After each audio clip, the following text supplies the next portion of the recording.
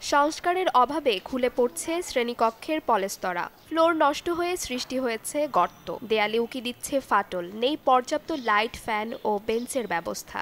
এসব প্রতিকূলতার মাঝেই চলছে শিক্ষার্থীদের পাঠদান। এই চিত্র মুন্সিগঞ্জের মীরকাদিম পৌরসভার শহীদ জিয়াউর রহমান উচ্চ বিদ্যালয়ের। বিদ্যালয়টি প্রতিষ্ঠিত হয় 1994 সালে।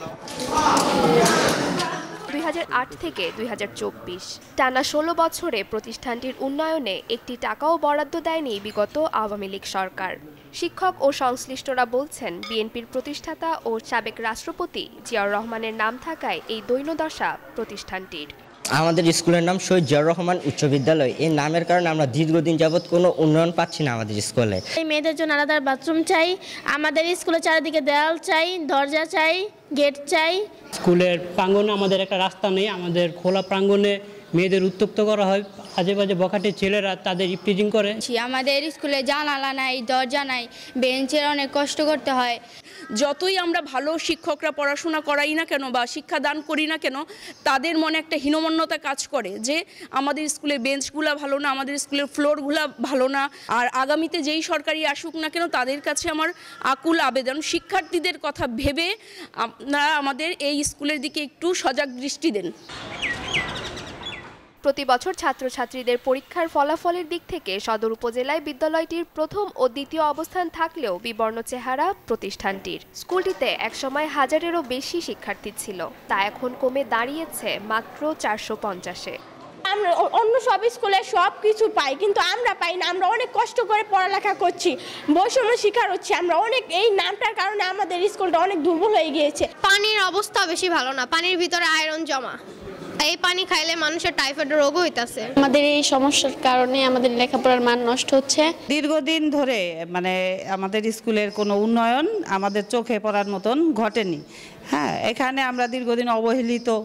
আমাদের স্কুলের রাস্তা থেকে দেখলে স্কুলের পরিবেশটা খুবই নিম্নমানের। বিদ্যালয়ের আশেপাশে যেমন স্যানিটেশন ব্যবস্থা খুবই খারাপ।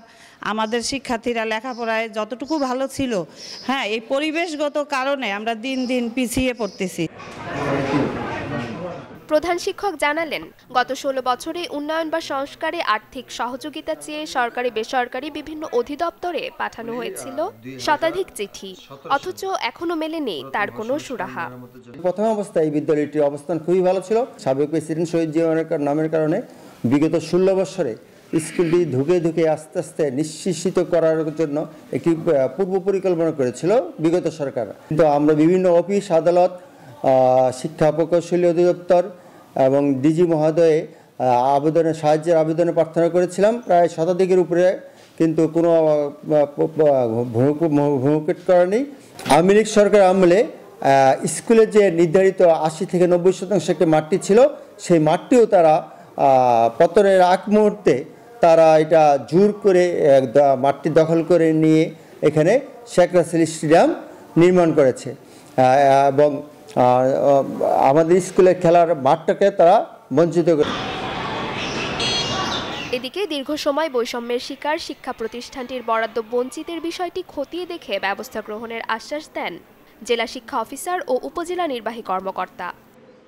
এখন সকল প্রতিষ্ঠানে সমানভাবে বরাদ্দ যাওয়ার কথা। এখন কর্তৃপক্ষ কেন এই প্রতিষ্ঠানটিতে বরাদ্দ দেয়নি, এটা আমার অবস্থান থেকে তো আমি বলা টাফ, কারণ তারা ঊর্ধ্বতন কর্তৃপক্ষ।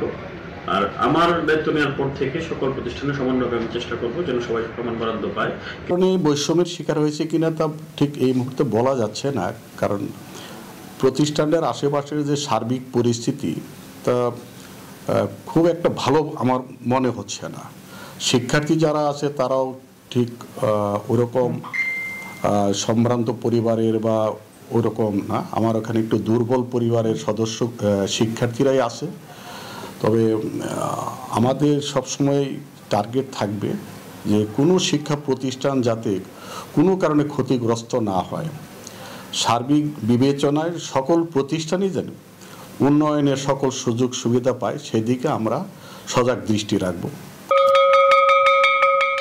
শ্রেণীকক্ষ ও ভবন সংস্কার সহ নতুন ভবন নির্মাণ এবং সরকারিকরণের মাধ্যমে দীর্ঘদিন উন্নয়ন বঞ্চিত বৈষম্যের শিকার প্রতিষ্ঠানটিকে নতুন রূপ দেওয়ার দাবি স্থানীয়দের। Desk report, channel 24।